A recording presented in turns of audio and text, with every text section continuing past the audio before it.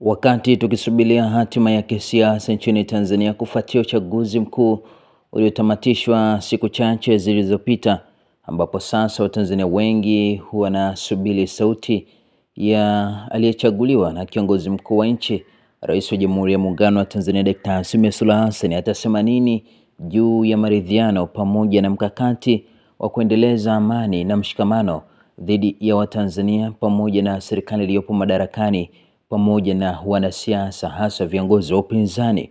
Ubalozi wa Ubelgiji nchini Tanzania umetoa taarifa yake kufuatia matukio mbalimbali yaliyoibuka katika siku ya uchaguzi Oktoba 29 mwaka 2025, ikiwa matukio ya kuchomwa kwa mali za umma, mali za watu binafsi pamoja na matukio ya vifo vya Watanzania katika uchaguzi huo.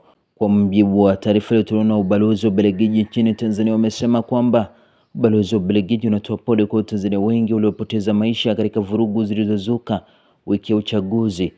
Jumuiya ya Wabelgiji nchini Tanzania inasimama pamoja na wale wanaoomboleza wapendwa wao na wengine wote walioguswa na matukio ya hivi karibuni. Tunaungana na wadau wengine kuomba haki na upatanisho, wamesema katika taarifa yao juu ya kile ambacho kilitokea katika siku ya uchaguzi wa Oktoba 29, 2025.